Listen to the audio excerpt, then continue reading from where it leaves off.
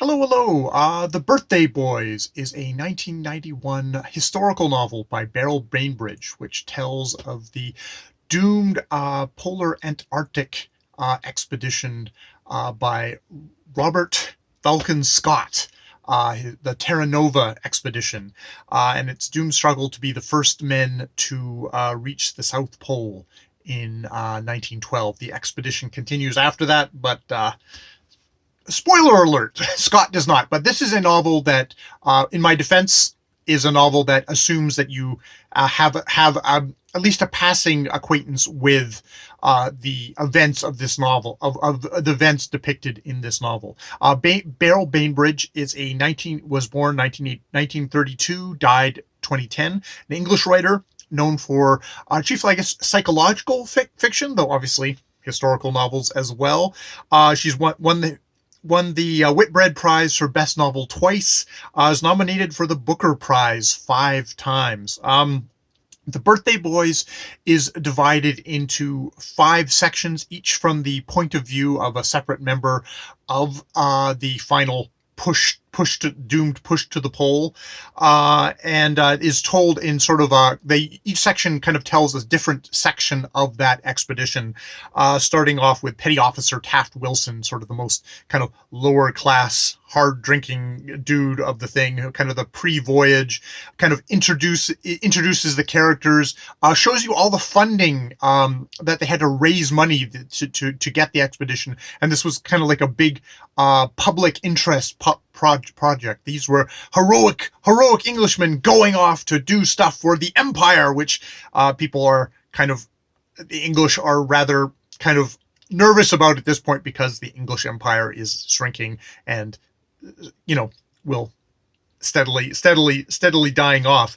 The next section, we get Dr. Wilson. Well, I'm not going to go with all the whole names there. Is sort of the voyage.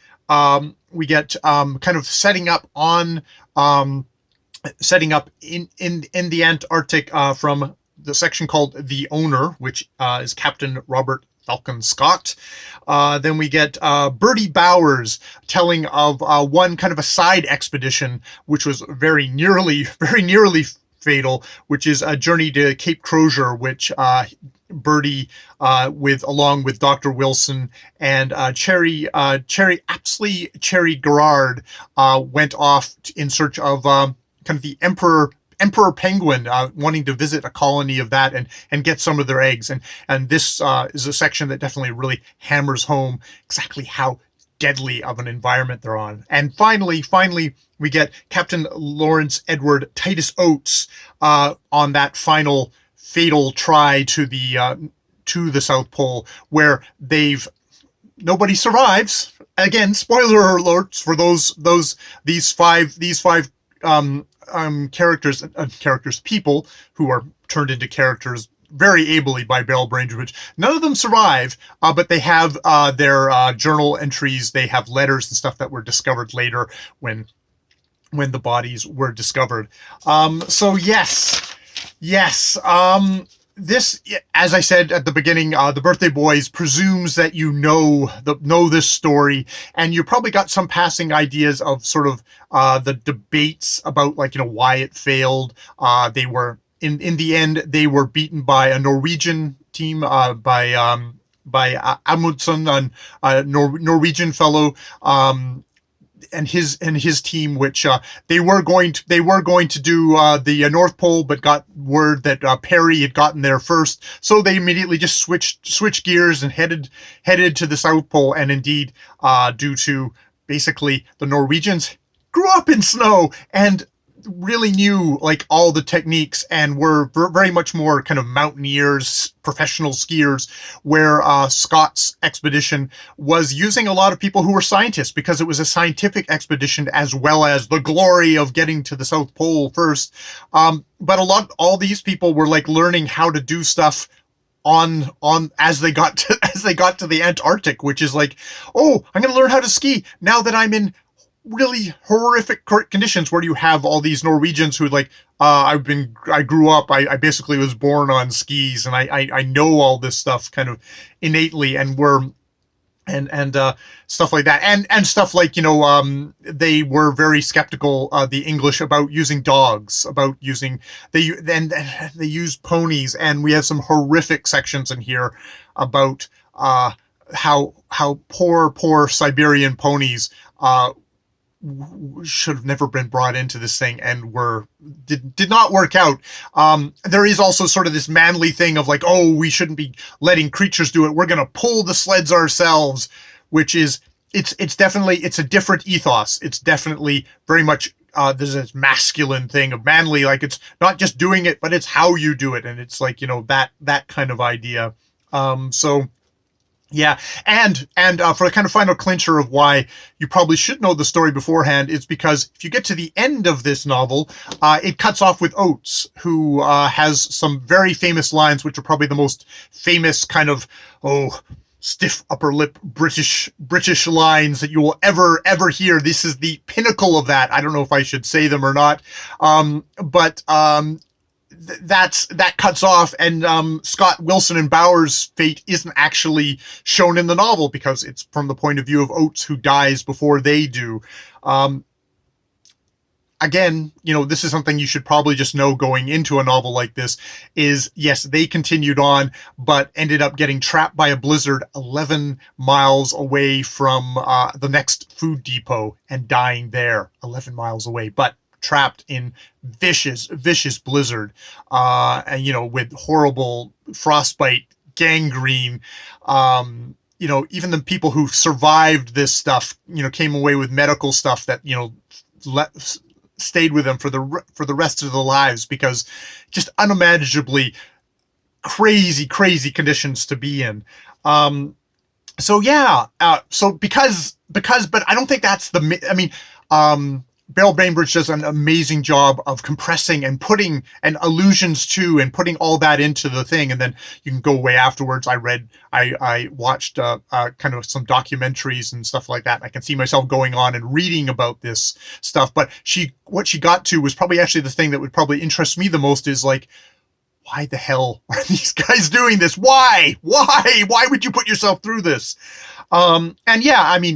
As I started off with, there's very much kind of this nationalism thing of, this is pre-World War I, and there's this kind of competition for the glory of the English Empire that we are going to do this. And indeed, at a time when people are feeling very anxious about the slipping of England's status in the world, that this was seen as a way of propping that up, of showing that we're still the best, we're the greatest. So there's that very much that kind of thing of empire. And, you think about the English Empire in its greatest glory. It's the great explorers, that's heroic age of exploration. And this was seen as sort of the last gasp of that. And indeed, even though why there's this novel, and I think there seems to be still such fascination with this time, is that even after Scott's death, he was created as this kind of national hero, national martyr, especially after all the horrible, brutal, meaningless deaths of World War I. He was seen as this kind of epitome of great British manhood, of someone who's thing. Now, since that time, there has been a lot of debate over whether he was the great hero, or if he was a bumbler whose overambition got himself and a whole bunch of other people killed. So it's kind of a rich area for people to argue in there, and that's why these are the things that just a small thing that you would think, oh, a couple of guys died trying to do something. It's like, no, this got taken up as sort of an emblem for Britain, for the empire and stuff like that. And so there's that. And I think, the individual men, there's very much this thing of kind of, ambition of, he is really driven. There's a lot of references to a fellow that he worked with in previous expedition, Shackleton, and their falling out and stuff like that. I actually kind of looked into that more outside of the novel, where Shackleton was on an earlier expedition with Scott. They had a falling out. They had a falling out because of what Shackleton did afterwards, or promises that were made, da da da da da da, and seems there's a lot in here of Scott saying like, oh, I need to be ahead of Shackleton at this point. I need to be ahead of him at this point. It's like all these kind of outside ambitions where you should be really focusing in on the material stuff of right now. And maybe that's a part of the fatal flaws of why Scott's expedition but I mean, there's so many more, including the fact that they thought they had a good idea of kind of average temperatures and how they could outrun it. Unfortunately, they didn't figure for that every 15 years there's a super severe winter in Antarctica, and that most definitely caught and killed them. Aside from all the other stuff, and the fact that Amundsen was going to win anyways by getting to the South Pole first, just because of superior skills, use of dogs, that Amundsen was wearing. The furs that Amundsen was wearing would repel water, whereas they were wearing cotton, which was just gathering water and encasing them in frozen sheaths of armor. That all this stuff that so many things that just led to this horrific thing. But this is a book about masculinity. I think that's one of the things where I think there's a lot of books like this that it's kind of an interesting way of getting at masculinity, of what it is to be a man, or what people think it is to be a man, and what that drives them to. I think of stuff like John Krakauer, Into the Wild, a book about a young fellow going into the wild to be isolated, and there being a part of that book, and the kind of subsequent some people hero worshipping that Chris Candless guy. It's like it's one of these telling things about how men can kind of view what's admirable, what's while other people can go, that's pretty messed up. It's this heroic thing. There's characters in this book that talk about how, oh, I'm so lucky to be at this point, this last little gasp of where we can do something with physical effort versus using mechanisms, technology to do stuff for us. This is where we can truly test ourselves as men. And there's also just this strange thing of all these strange, very kind of uptight, closed off Englishmen who use putting themselves in these death-defying situations or death-bringing situations to actually be able to kind of peel back all that reserve and actually form bonds with other human beings, with other men, in a way that they have not been able to do in their lives otherwise. It's Beryl Bainbridge. It's interesting, like this being told by a female novelist is she's not. This isn't a sausage fest, surprisingly, even though it's an all male expedition, and it's like, oh, you would never have a woman along because we're men. I don't know, something like that. But she's really makes a point of bringing in all their relationships with the women in their lives, their wives, their mothers. Some of a lot of those relationships are not happy ones. It's interesting that Scott actually does seem to have a supportive, really, kind of interesting, eccentric partner who, really kind of shines in this book as someone who's like, it's too bad she's not along on this expedition because maybe she could slap some sense into poor Scott. At times, it's like you've maybe that's maybe a little kind of a side thing. There is men completely divorcing themselves from the feminine, either actual females or just like the feminine within themselves, can kind of lead to lead to this kind of disaster.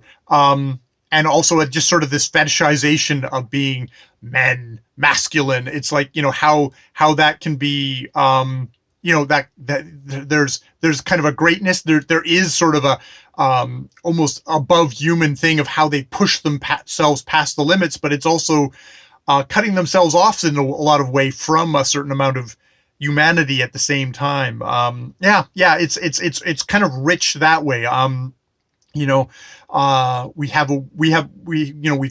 now have a fairly rich history of women being able to kind of discuss and think about femininity, about women, and in some ways, I think books like these are trying to get at, again, what actually is it to be a man, and what is it to be, what is it to be a healthy man, and what is it to be, extreme cases where you think this is something where it's like some stuff's gone wrong, stuff, you're not, you've pushed yourselves to these kind of limits.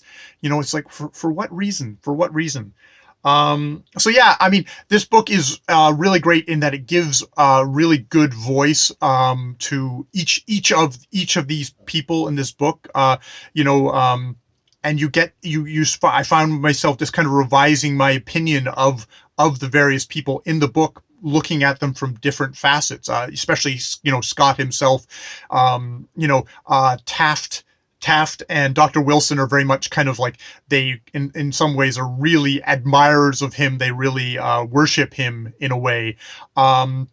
But that actually starts shifting, especially when you get into Scott's section, but even afterwards with the other two characters who are a lot more skeptical of Scott and his decisions and the reasons he does stuff and his weaknesses and his flaws.